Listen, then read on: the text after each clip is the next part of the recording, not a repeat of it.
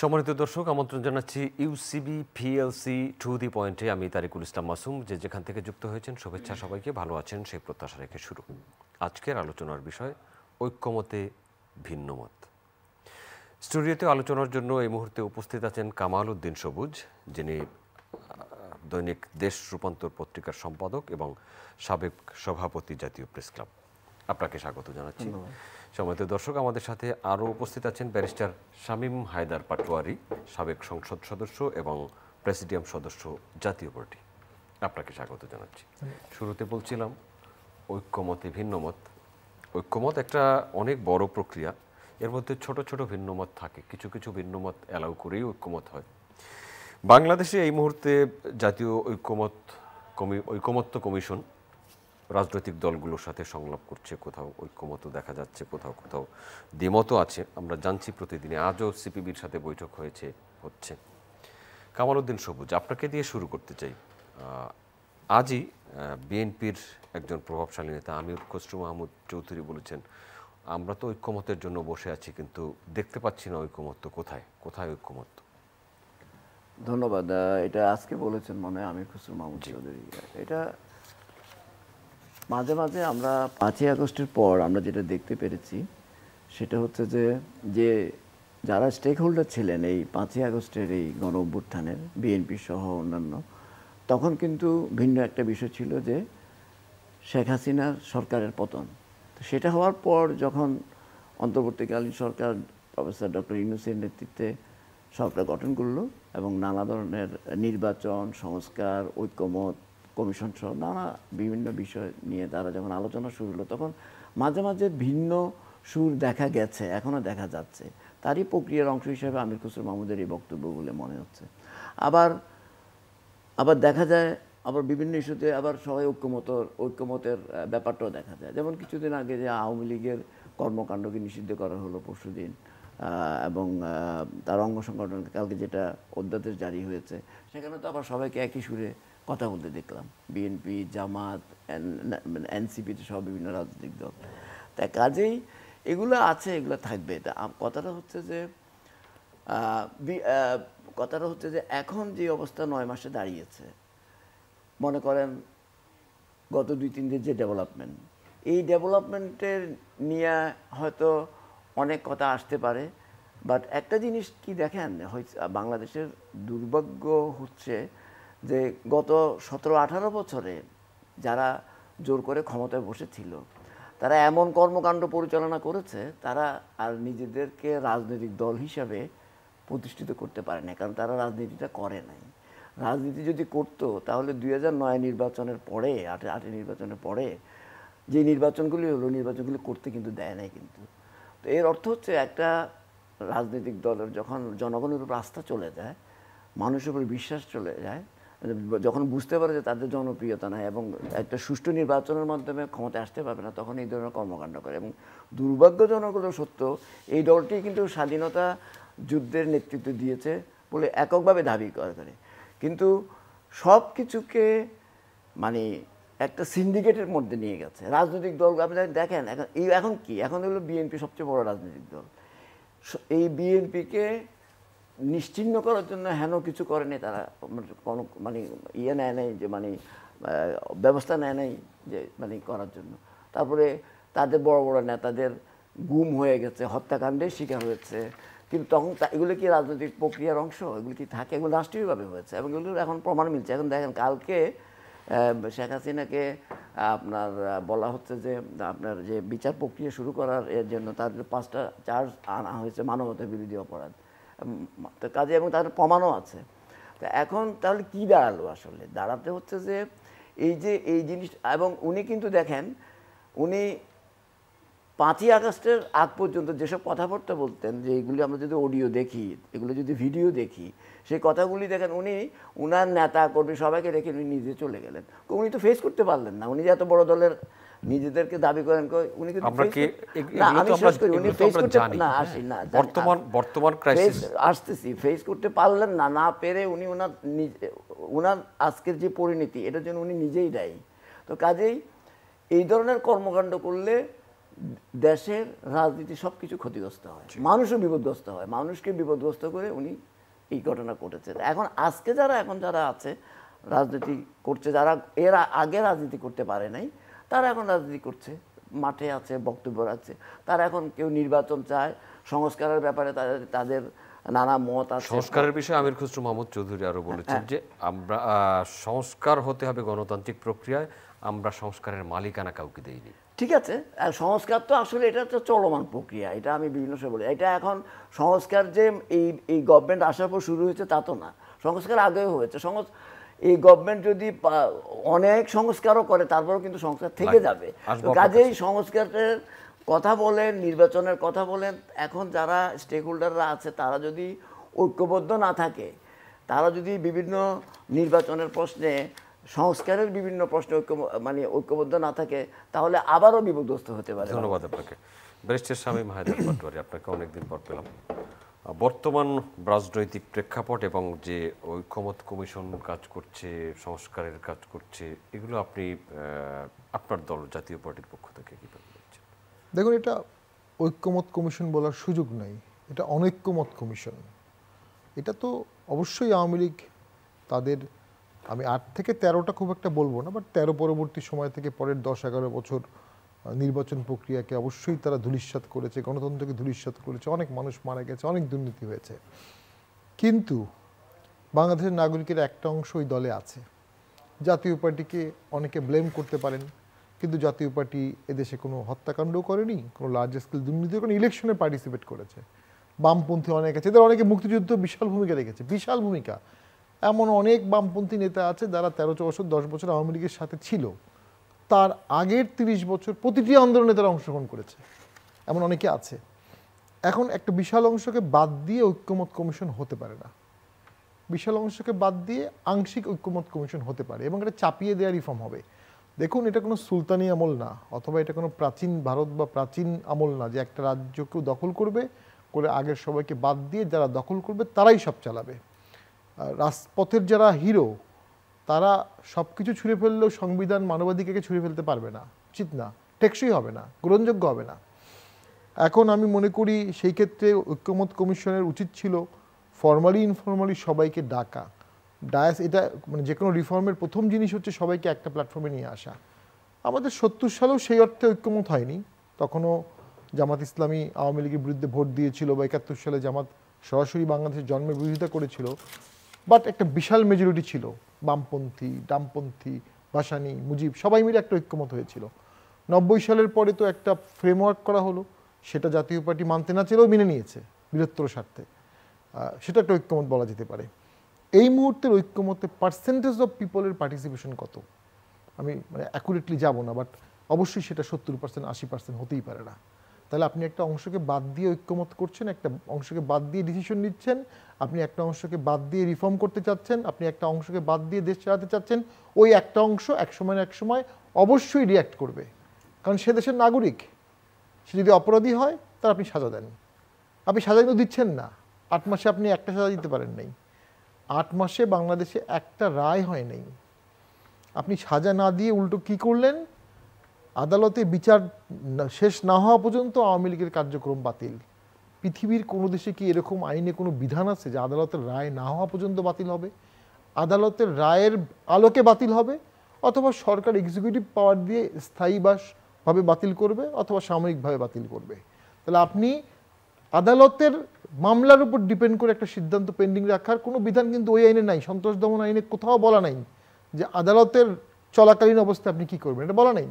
ওখানে সুনির্দিষ্ট সন্ত্রাসী কাজ বলা আছে, অর্থায়ন বলা আছে, আর বলা আছে যদি সেটা কোনো সত্তা করে সেই সত্তার কার্যক্রম নিষিদ্ধ করা যাবে।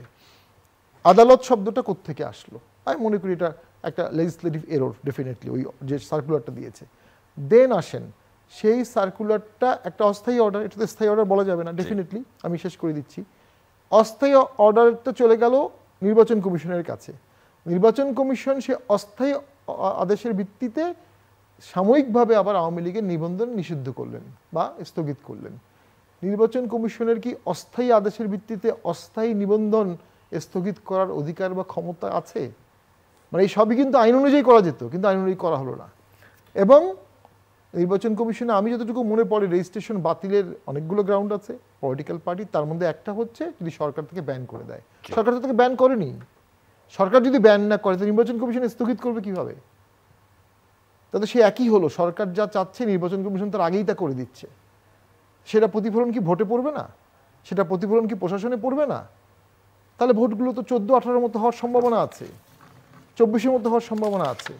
এবং ডেফিনেটলি যদি একতরফা ভোট বাংলাদেশে হয়, সেটা একটা সময় যখন 14 সালের ইলেকশন হলো, আমি যে পার্সোনাল অভিজ্ঞতা থেকে বলি, তো এরশাদ স্যারের কাছে যখন গেলাম, এরশাদ স্যার বললো ভোট প্রত্যাহার করেছো, এমপি হতে পারোনি, মন খারাপ করো না, এই ইলেকশনের ফলাফল ভালো হবে না, বহু মায়ের বুক খালি হবে এবং দেশ শান্ত হবে না। তো 10-11 বছর পরে দেখলাম এক্স্যাক্টলি তাই ঘটলো। এখনও যদি একতরফা ইলেকশন হয়, এটা টেম্পোরারি সলিউশন হবে।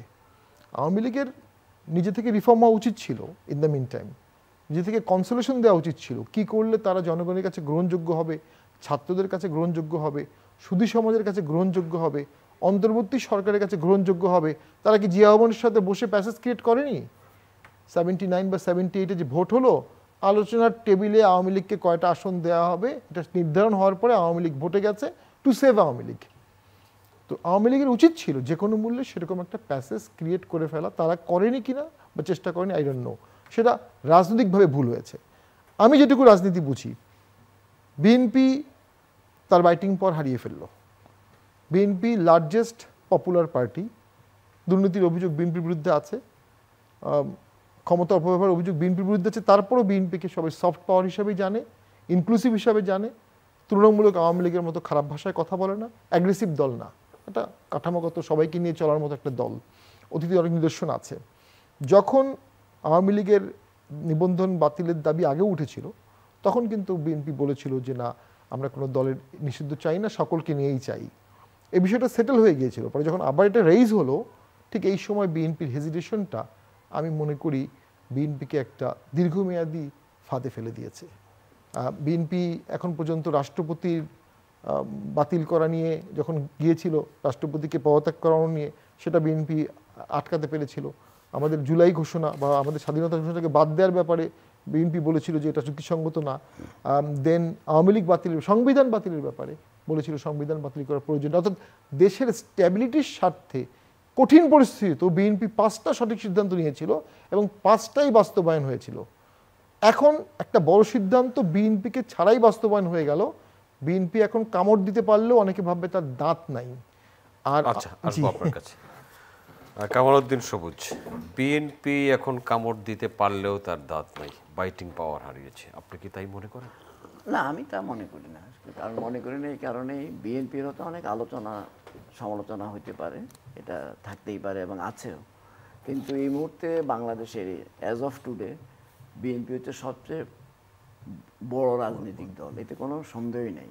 এটার পার্সেন্টেজ কত এটা এখন বলা মুশকিল এই কারণে যে কারণ কত কয়েকটা তো ভোটই হয় না, কারণ এটা এক্সাক্ট পার্সেন্টেজ তো বলা যাবে না।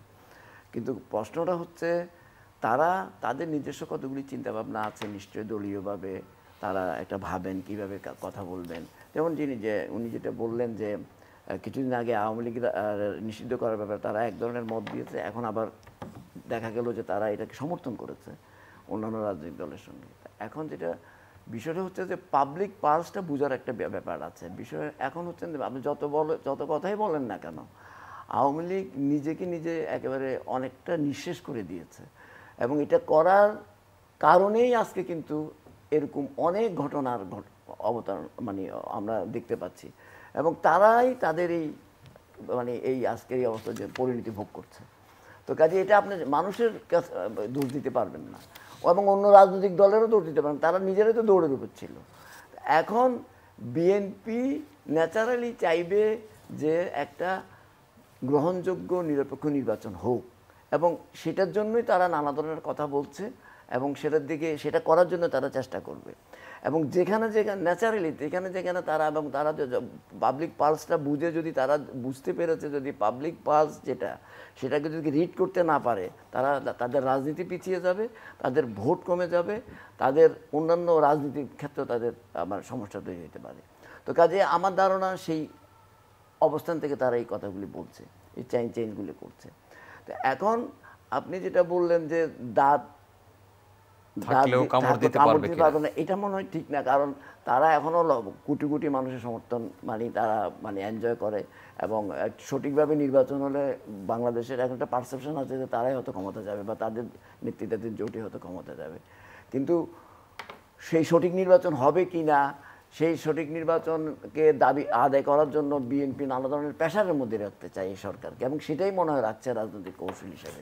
সেই জন্য নানা কথা বলছে তারা। সঠিক নির্বাচন হবে কি না, আপনার এই শব্দের মধ্যেই তো অনেক কিছু ইঙ্গিত। না, আমি এটা এক্সপ্লেন করছি। সঠিক নির্বাচন হবে কি না এই কারণে বলছি যে সঠিক নির্বাচন, আজকে যে প্রশাসন দেখছেন সেই প্রশাসনের মধ্যে কিন্তু ফেসিবাদী দোষরা বসে আছে। সেই কথা কিন্তু বহুবার আলোচনা হয়েছে। আইন শৃঙ্খলা রক্ষাকারীর মধ্যে বসে আছে। এনসিপির পক্ষ থেকে বলা হচ্ছে বিএনপির লোকজনও আছে। না, বিএনপির লোকজন আছে আমার মনে খুবই কম। না, বিএনপি নিজেই তো অভিযোগ করছে যে এই ফেসিবাদী দোষরা প্রশাসনে বসে আছে। তো কাজেই তারা আগের যারা ক্ষমতা ছিল তারা first tyre, second tyre, third tyre, fourth tyre পর্যন্ত সব তাদের লোক সেট করেছে। এবং তারা আমি বলি তারা প্রশাসনকে তারা এমনভাবে তৈরি করেছে প্রশাসনের মধ্যে থাকতে পারেন, তারা দলীয় সংগঠনে পরিণত হয়েছে। That is the unfortunate part of Bangladesh. সবকিছু যদি এখনকার মতো স্বাভাবিক, আমি একটু যোগ করি আপনার। আপনি তো কথাগুলি শুনতে দিয়ে বলতে পারেন। আমি বলি, আমি শেষ করে দিচ্ছি আপনার কথা, আমার উত্তর পেয়ে যাবেন। আমার কথাটা হচ্ছে যে এখন বাংলাদেশে অনেক সমস্যা বিরাজিত, যেগুলো আওয়ামী লীগের সৃষ্টিগত 15-17 বছরে। এগুলো এই গভর্নমেন্ট একটা বিচার এখন পর্যন্ত করতে পারে না। আজকে 8-9 মাসে অনেকগুলি বিচার হয়ে যাওয়া উচিত ছিল, মানুষ এটা চেয়েছিল। তাহলে তাদের যে আজকে নিষিদ্ধের যে বিষয়টা আসছে, অনেক কিছু এমনিই তারা এটার মানে ফল পেয়ে যেত।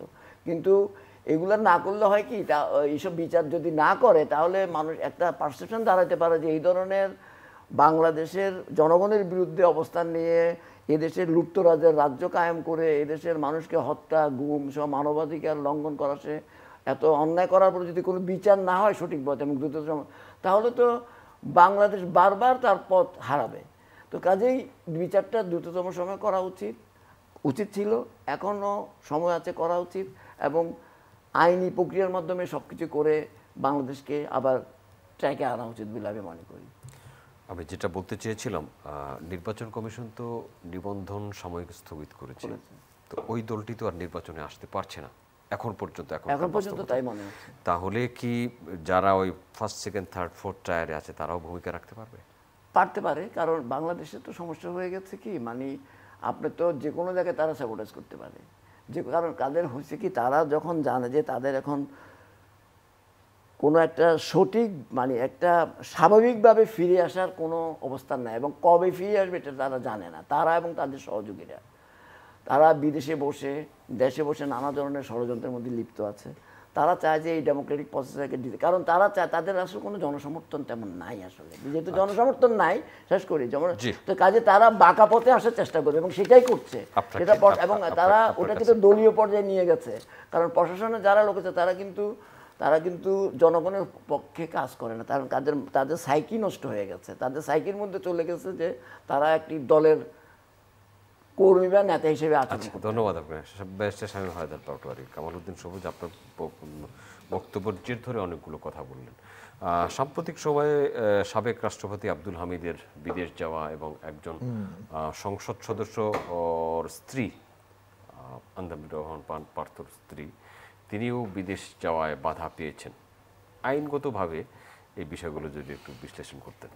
আমি একটু আগে যেটা লাস্ট খবর পেলাম যে আসলে শেখ পরিবারের সদস্য হওয়ার কারণে মানে পার্থ সাহেবের ওয়াইফের নাম এসবিতে একটা নিষেধাজ্ঞা ছিল, ওটা কমন নিষেধাজ্ঞা, ওইটা মানে ভুলবশত ওনারা প্রত্যাহার করেননি, মনে হয় প্রত্যাহার করে যাবেন, উনি হয়তো বা কাল পরশু আবার ফ্লাই করতে পারবেন।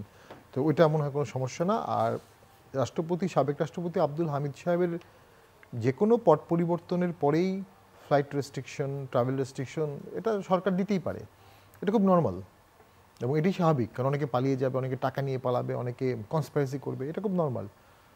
হামিদ সাহেবের নামে তো কোনো ট্রাভেল রেস্ট্রিকশন ছিল না, 8 মাসে তার নামে ট্রাভেল রেস্ট্রিকশন দেননি, তার পাসপোর্ট ব্যান করেননি। আমি একটু পরেই বলছি, বাংলাদেশের 350 জন এমপির কিন্তু রেড পাসপোর্ট ক্যান্সেল করা হয়েছে, গ্রিন পাসপোর্ট দেওয়া হয়নি 8 মাস ধরে। এটাও একটা সংবিধানের ভায়োলেশন। আপনি জেলে নিতে পারেন, আপনি ট্রাভেল রেস্ট্রিকশন আটকাতে পারেন, কিন্তু আপনি তাকে গ্রিন পাসপোর্ট দিবেন না। পাসপোর্ট আইডেন্টি কার্ড তো তার নাগরিকত্ব, সে তো নাগরিক, যেটাই বলেন আপনি, সে জেলখানায় ফাঁসির আসামিরও মানবাধিকার আছে। ফাঁসি হওয়ার আগে তাকে কিভাবে প্রক্রিয়ায় ফাঁসি দিতে হবে ওই প্রক্রিয়ায় ফাঁসি দিতে হবে। তো হামিদ সাহেবের বিদেশে যাওয়াটা নিয়ে তুলকালাম কাণ্ড হয়ে গেছে। আমি তো এখানে এয়ারপোর্ট অথরিটি, এসবি অথরিটি কারো কোনো ফল দেখি না, কারণ তার কম্পিউটারে কোনো এন্ট্রি নাই, কোনো হল্ট নাই, কোনো রেডমার্ক নাই। তিনি কিসের ভিত্তিতে একজন সাবেক রাষ্ট্রপতি বা নাগরিককে আটকাবেন? আটকালে তো ওনাকে কোশ্চেন করা হবে আপনি কিসের ভিত্তিতে আগাবেন। সরকার এর বিষয়ে সরকার চায়নি, সেজন্য ওনাকে আটকানো হয়নি। ব্যাপারটা খুব সিম্পল এবং এটাতে খুব দোষেরও কিছু আছে আমি মনে করি না। হামিদ সাহেব পালিয়ে যাবেন, জীবনের কোনো দিন আসবেন না, ওনার অতীত ইতিহাস সেটা বলে না। ওনার ইতিহাস বলে উনি সাহসী মানুষ, উনি ফিরে আসেন, উনি ভোট করেন, ভোটে যেতেন এবং এখনও এলাকায় ভোট করলে উনি জিতে যাবেন। বাস্তবতা হচ্ছে এটা। তো ওই যে ভাই বললেন, কামালউদ্দিন সবুজ ভাই খুব সুন্দর কথা বললেন, সিনিয়র জার্নালিস্ট, আওয়ামী লীগের জনপ্রিয়তা নাই। হ্যাঁ, জনপ্রিয়তা অবশ্যই কমেছে, কমে কতটুকু আছে? কমার পরও তো কিছু থাকবে। এটা 17 বছরের ধরে ক্ষমতায় ছিল, 70-80 বছরের পুরনো দল, হেরিটেজ আছে, তাদেরও কিছু জনসমর্থন আছে যেটাকে আপনি ইলিমিনেট করতে পারবেন না। যদি ইলিমিনেট করতে পারেন, কনভার্ট করতে পারেন, তারা নিষিদ্ধ করেন। আর যদি ইলিমিনেট করতে না পারেন, কনভার্ট করতে না পারেন, মোটিভেট করতে না পারেন, তারা নিষিদ্ধ করে তাদেরকে জঙ্গি বানিয়ে দেবেন একসময়, এবং জঙ্গি হবে তারা। খুবই নর্মাল, পৃথিবীর ইতিহাস তাই বলে, বাংলাদেশের ইতিহাস তা বলে। জামাত হচ্ছে বেস্ট এক্সাম্পল। জামাতকে এত প্রক্রিয়ার মধ্যে দিয়ে নিষিদ্ধ করা হয়েছে, ধাপে ধাপে এতজনের ফাঁসি দেওয়া হয়েছে, তারা এখন বিপুল শক্তি নিয়ে কিন্তু ফিরে এসেছে এবং তারা যে পরিমাণ জনসমর্থন হোল্ড করে তার থেকে অনেক বেশি শক্তি দেখাতে পারছে, বিকজ তাদের অতীত টর্চারের কারণে।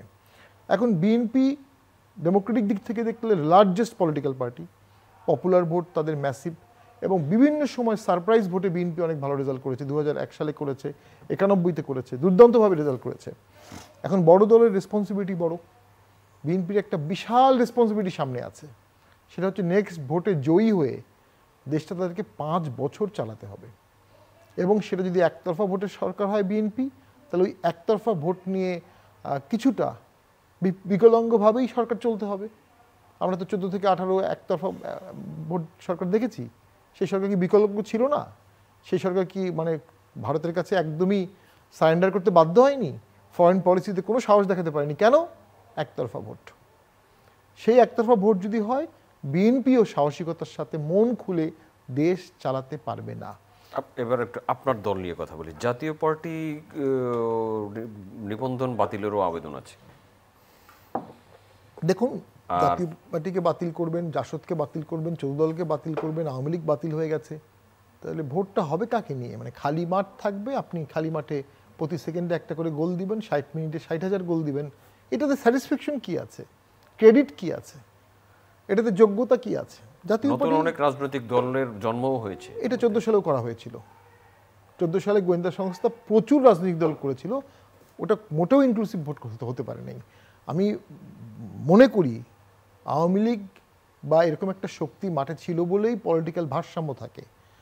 বিএনপি এবং জামাতের মধ্যে একটা বন্ধুত্বপূর্ণ সম্পর্ক থাকে, দুটির আদর্শিকগত কিন্তু অনেক দৈন্যতা, মানে দূরত্ব আছে।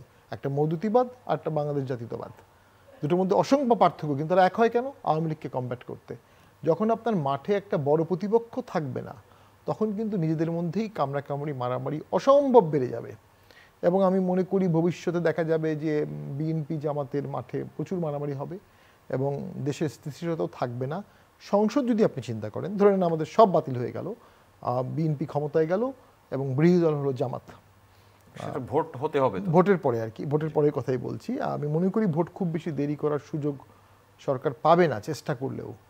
সব অঙ্ক দেখে আমার মনে হয় অর্থনৈতিক সূচক, স্যাটিসফ্যাকশনের সুযোগ সব মিলিয়ে ঝিলিয়ে আমার মনে হয় খুব বেশি দিন ভোট দেরি করা যাবে না, কারণ খুব বেশি ভোট দেরি করলে বিএনপি অসহিষ্ণু হয়ে যাবে এবং অসহিষ্ণু বিএনপির সাথে আওয়ামী লীগ যোগ দিবে, সকল পার্টি যোগ দিবে এবং তখন দেশে একটা দুর্বল আন্দোলন হবে, যে আন্দোলনে পুলিশ গুলি করবে না। কারণ পুলিশ গুলি করে আজকে এই পর্যায়ে আসছে, পুলিশ আর কোনো আন্দোলনে গুলি করবে না। যদি পুলিশ গুলি না করে তাহলে সেই আন্দোলনটা ভয়াবহ হবে এবং সেই আন্দোলন জামাত এবং বিএনপি ভার্সেস বিএনপি হতে পারে। তখন তো দুটি একই শক্তি নিজের বিরুদ্ধে যুদ্ধ করবে। যাই হোক, সেটি অনেক মানে উর্বর চিন্তা, কিন্তু যেটি ঘটতে পারে সেটি হচ্ছে যে সংসদে যদি জামাত থাকে প্রধান বিরোধী দল, যেটা সম্ভাবনা আছে বোঝাই যাচ্ছে, এনারা একজন গালিগালাজ করবে কি নিয়ে? 17 বছর তো দুটোই নির্যাতিত দল, দুটো নির্যাতিত দল, একটা সরকারি দল হলো, একটা বিরোধী দল হলো, তাদের মধ্যে গালিগালাজটা আর্টিফিশিয়াল হবে। হ্যাঁ, বলতে পারেন 14 সালে ছিল আওয়ামী লীগ জাতীয় পার্টি, হ্যাঁ অনেকটা তাই, সেই রিপিটই হবে, আরও খারাপই হবে আমার হিসাবে। তো সেটার দিকে বিএনপি যেতে চাচ্ছে না, কিন্তু কিন্তু সেই স্রোতে নিজেকে সরাতে পারছে না, কারণ একটা জোয়ার উঠেছে। নতুন যে রাজনৈতিক দলগুলো হয়েছে, স্পেশালি এনসিপি এবং আরও 25টির মতো রাজনৈতিক দল হয়েছে, এই দলগুলোর ভবিষ্যৎ কি দেখছে? দেখুন, ক্ষমতায় থেকে বাংলাদেশে এরশাদ স্যার দল করেছে, ক্ষমতায় থেকে জিয়াউর রহমান দল করেছে। তারা কিন্তু দল করার আগে একটা বর্ষিয়ান পোর খাওয়া অ্যাকসেপ্টেবল মুক্তিযোদ্ধা, ভাষা সৈনিক, মুসলিম লীগ, ধনাঢ্য ফ্যামিলি, বনাঢ্য ফ্যামিলির লোকজনকে আগে এনশিওর করে দল করেছে। মিজান চৌধুরী, শাহ মোয়াজ্জেম, মওদুদ আহমেদ, তারপরে ডক্টর মতিন, আরও অনেকেই, ইভেন শাহ আজিজকে নিয়ে আসছে জিয়াউর রহমান। উনি তো 16টা ভাষায় কথা বলতে পারতেন, অত্যন্ত বিদগ্ধ পার্লামেন্টারিয়ান ছিলেন, আমরা পার্লামেন্টে গিয়ে শুনেছি। সেই মাপের কাউকে কি আপনি নতুন দলে দেখতে পাচ্ছেন? অথবা বিহাইন্ড দ্য সিন যদি জিয়াউর রহমান বা এরশাদ স্যার থেকে থাকে, আমাদের এই তরুণ তুর্কিরা তারা কি এরশাদ বা জিয়ার মতো কোয়ালিটি সম্পন্ন? তাদের সেই মেধা, জ্ঞান, প্রজ্ঞা, কম্পিটিটিভ পরীক্ষায় ভালো করা, কমান্ড, এরশাদ তো impeccable character in army, so as Ziaur Rahman. Ziaur রহমানের তো 1965 ওয়ারে বিশেষ ভূমিকা আছে, এটা ক্যালকাটার মিউজিয়ামে লেখা আছে। ব্যাটেল ফিল্ডে তো তার অভিজ্ঞতা 71 সালে তো হিউজ। তো সেই পাল্লায় যদি আপনি দেখেন, হ্যাঁ, ডক্টর ইউনূস যদি ডাইরেক্টলি একটা দলে ইনভলভ হয় সেটা অন্য বিষয়। তিনি এখনও ডাইরেক্টলি হচ্ছেন না, যদিও এনসিপিকে আমরা সবাই তার দলই মনে করি, কিন্তু তিনি খুব দ্রুত এটাতে ইনভলভ হবেন এমনটা মনে হচ্ছে না। তাহলে শুধু এই দলগুলো কিভাবে টিকবে? আর এই দেশের মানুষ কেউ বিএনপি করে, কেউ জামাত করে, কেউ জাতীয় পার্টি করে, কেউ আওয়ামী লীগ করে। নতুন একটা দলকে কোন আশায় তারা ব্যাপক জনসমর্থন হবে? এই দলগুলো ঢাকা কেন্দ্রিক হবে, এই দলগুলো আসন ভিত্তিক হবে 2-4টি, এই দলটি প্রেস ক্লাব ভিত্তিক হতে পারে, প্রেস কনফারেন্স ভিত্তিক, টকশো ভিত্তিক হতে পারে, কিন্তু 30,000 ওয়ার্ডে 10টা করে কর্মী নিয়ে 3 লক্ষ কর্মীর দল হওয়াটা আমি কোনো সম্ভাবনা দেখি না। ধন্যবাদ। কামাল উদ্দিন সবুজ, আমরা শেষ করব, নতুন রাজনৈতিক দলগুলোর কর্মকাণ্ড এবং ভবিষ্যৎ পরিকল্পনা কিভাবে দেখছেন, কেমন দেখছেন আপনি? নতুন রাজনৈতিক দলগুলোর মধ্যে তো সবচেয়ে গুরুত্বপূর্ণ মনে হচ্ছে যেন এনসিপি মনে হচ্ছে, বিকজ তারা ছাত্র জনতার যেই অভ্যুত্থান হয়েছে তার নেতৃত্বে ছিল, সেই পরবর্তী পর্যায়ে তারা এটা পলিটিক্যাল স্ট্রাকচারে এসে একটা নতুন রাজনৈতিক দলেরই আত্মপ্রকাশ ঘটেছে। তা অন্য রাজনৈতিকের বাইরে যে অনেকগুলি রাজনৈতিক দল করতে প্রায় 2 ডজনের মতো বা আরও বেশি, ওই রাজনৈতিক দলগুলোর সঙ্গে এটার কিন্তু আবার পার্থক্য আছে। এটা যে পারসেপশন ওয়াইজ যেটা হচ্ছে, তারা তো এখনো কোনো নির্বাচনে অংশগ্রহণ করে না। পারসেপশন ওয়াইজ যেটা বাংলাদেশে অনেকে মনে করে যে তারা যেহেতু নেতৃত্ব দিয়েছে, তারা এমন অনেক কথা বলে যেগুলি মানুষ কিন্তু কম বেশি পছন্দ করে। এটা কিন্তু সত্যি কথা আছে, এটা একটা জিনিস। সেকেন্ডলি হচ্ছে যে মনে করেন তারা শামীম সাহেব যেটা বললেন যে, কারণ তারা তো এখনো কোনো আপনার কোনো নির্বাচনে অংশগ্রহণ করেনি, নির্বাচনে কী ফল করবে। এখন কথা হচ্ছে যে একটা রাজনৈতিক দল হঠাৎ করে খুব দ্রুততম সময়ের মধ্যে সারা একদম রাজধানী থেকে শুরু করে প্রত্যন্ত অঞ্চল পর্যন্ত কমিটি করে একদম জনগণকে, এটা একটু ডিফিকাল্ট, এত সহজ না। যেটা হইতে পারে যে মনে করেন তারা যদি কারোর সঙ্গে, আমি জানি না কত রাজনীতিতে তো শেষ বলে কিছু নাই, যদি নির্বাচন হয় সঠিকভাবে তখনও তো কারোর সঙ্গে কোয়ালিশনও করতে পারে, কারণ এরকম আছে। সেখানে তার ভিন্ন ব্যাপার হবে, তখন তো আবার কোয়ালিশন আপনার কোনো জোটের মধ্যে গেলে তো আপনি জানেনই, বড় কারোর সঙ্গে গেলে তাহলে এক ধরনের রেজাল্ট হবে, জোটের মধ্যে না গেলে আরেক ধরনের রেজাল্ট হবে। তবে অনেক বেশি সিট পাবে সেটা মনে হচ্ছে না, একটা জিনিস। আরেকটা জিনিস হচ্ছে যে তারা শুধু এখন ছাত্রদেরকেই দেখা যাচ্ছে। এটাও তো বলা যায় না যে নির্বাচন যখন এগিয়ে আসবে তখন এমনও তো হতে পারে যে তাদের দলের মধ্যে হয়তো অনেক রাজনীতিবিদদের বা অনেক গুরুত্বপূর্ণ লোকজনের সন্নিবেশ ঘটতে পারে। এটা কিন্তু উড়িয়ে দেওয়া যায় না, এই ধরনের একটা প্রক্রিয়া কিন্তু আছে, আমি যতটুকু জানি। তো কাজেই বিষয়টা হচ্ছে যে ছোটোখাটো যেসব রাজনৈতিক দলগুলি আছে এগুলো আসলে খুব বেশি গুরুত্বপূর্ণ ভূমিকা পালন করতে পারবে না। এদেরকে নিয়ে যদি কেউ অন্য চিন্তা করে সেগুলো কিন্তু আসলে খুব গণতন্ত্রের জন্য কোনো সহায়ক ভূমিকা পালন করবে বলে আমি মনে করি না। কারণ আসলে হয়েছে কি, বিষয়টা হচ্ছে যে আপনাকে 20 কোটি মানুষকে চিন্তা করতে হবে। আপনি আমি একটু আগে আওয়ামী লীগের সমালোচনা করছিলাম, ঠিক আছে, কিন্তু কথাটা হচ্ছে যে আপনার, কারণ তাদের কর্মকাণ্ডের কারণে তারা আজকে এই অবস্থায় চলে গেছে। তো এখন যারা আছে তাদেরকেও তো এটা থেকে শিক্ষা গ্রহণ করতে হবে, তাদের কর্মকাণ্ডের মাধ্যমে যাতে খুব শিফটিং, মানুষ তো এখন খুবই সচেতন, তাদের কর্মকাণ্ডের মাধ্যমে, সেটা এনসিপি হোক, সেটা বিএনপি হোক, সেটা জামাত হোক, যে হোয়াট এভার, যারা আছে তারা যদি তাদের কর্মকাণ্ডের মাধ্যমে যদি পাবলিক পালস যদি বুঝতে না পারে বাংলাদেশ, তাহলে তারাও কিন্তু দূরে সরে যাবে। তো কাজে এটা বুঝার ব্যাপার আছে, কারণ অতীতের শিক্ষা থেকে, অতীতের এসব অনেক ঘটনা থেকে শিক্ষা গ্রহণ করা উচিত সবারই। ধন্যবাদ শামীম হায়দার পাটোয়ারি। আমরা শেষ প্রশ্নে চলে এসেছি। ঐক্যমত ভিন্ন মত দিয়ে শুরু করেছিলাম। জাতীয় ঐক্যমত্য কমিশন রাজনৈতিক দলগুলোর সাথে আলোচনা করছে, রাজনৈতিক দলগুলো তাদের প্রস্তাবনা দিচ্ছে, আবার ঐক্যমত্য কমিশন যে প্রস্তাবনা হচ্ছে সেখানে কোথায় কোথায় তারা ঐক্যমত দেখাচ্ছে, ভিন্ন মত দেখাচ্ছে, সেগুলোও আলোচনা করছে। জাতীয় পার্টিকে কি এমন প্রস্তাব দেওয়া হয়েছে, বা জাতীয় পার্টির এই ক্ষেত্রে অবস্থান কি? না, আমরা তো আমাদেরকে তো প্রধান উপদেষ্টা ডাকছেন না, ছাত্ররা হুঙ্কার দিয়েছিলেন, এরপর থেকে আমরা প্রসেসের পার্ট না।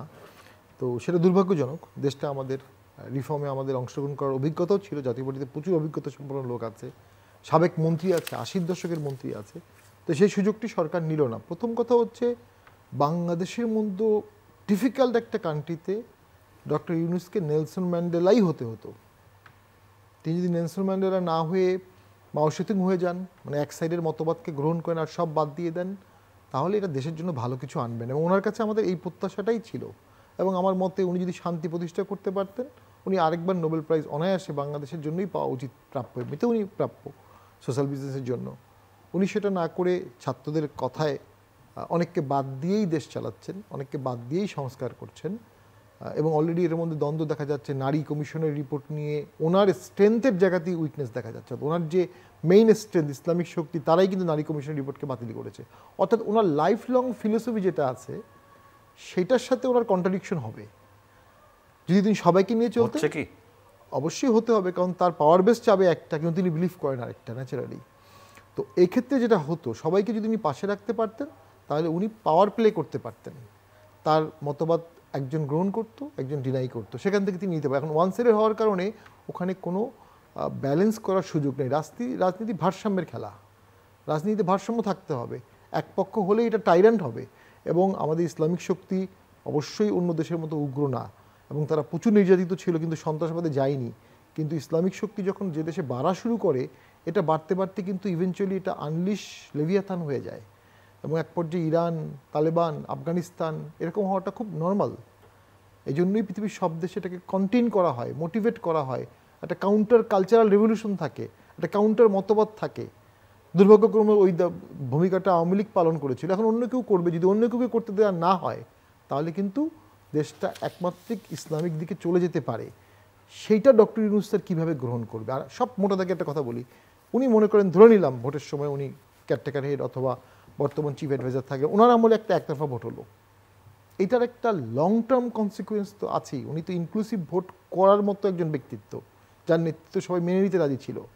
এবং সেই ভোটে রক্তপাত হলো, সেই ভোটে অবস্ট্রাকশন হলো, গাছ কাটা হলো, ভোট কাস্টিং কম হলো। এই সবগুলোর দায় ওনার মতো বিশাল ব্যক্তিত্বকে কেন নিতে হবে? উনি একটা সমঝোতা চাপিয়ে দেওয়া উচিত ছিল, একটা রিফর্ম চাপিয়ে দেওয়া উচিত ছিল, যে আমাকে গার্জিয়ান মেনেছেন, আমি বলছি এত পার্সেন্ট আওয়ামী লীগ থাকবে, এত পার্সেন্ট জামাত থাকবে, এত পার্সেন্ট ছাত্ররা থাকবে, ওদের ভোট যাই থাকুক, ওদের অধিকার আছে। উনি একটা বন্দোবস্ত করে দিতে পারেননি, চাপিয়ে দিতে পারেন। উনি অনেকগুলো ছেড়ে দিয়েছেন। রাজনীতি কখনো ছেড়ে দেওয়ার বিষয় না, রাজনীতি চাপিয়ে দেওয়ার বিষয়। ওই চাপিয়ে দেওয়ার ক্ষমতা ওনাকে দেওয়া হয়েছিল। কেন যেন মনে হচ্ছে এভাবেই দেশ চললে আস্তে আস্তে চাপিয়ে দেওয়ার ক্ষমতা ওনার হাতে আর থাকবে না। এবং তখন হয়তো বা উনি বা ওনার অ্যাডভাইজাররা একটু আফসোস করবে যে অনেক ভালো কিছু করার সুযোগ ছিল, সুযোগটা হারিয়ে গেল। বাংলাদেশ গঠনের সুযোগ তো সবাই পায় না। আমি খুব ডাইরেক্টলি বলবো বঙ্গবন্ধু পেয়েছিলেন ৭২ সালে, আর এই ডক্টর ইউনূস পেলেন ২৪ সালে। তো এইটা যদি হেলায় ফেলায় নষ্ট হয়ে যায়, আমাদেরকে তো অনেক সাফার করতে হবে। এই সাফারিংস থেকে ওনাকেই একটা ওয়ে আউট এখনও বের করতে হবে। ধন্যবাদ শামীম হায়দার পাটোয়ারি, কামাল উদ্দিন সবুজ, আপনাকে অসংখ্য ধন্যবাদ। সম্মানিত দর্শক, এতক্ষণ আমাদের সাথে থাকার জন্য অনেক কৃতজ্ঞতা। আগামী অনুষ্ঠান দেখার আমন্ত্রণ রইল। দেখা হতে পারে সে অনুষ্ঠানে। ভালো থাকবেন সবাই। আপনাদের সবার জন্য অনেক অনেক শুভকামনা।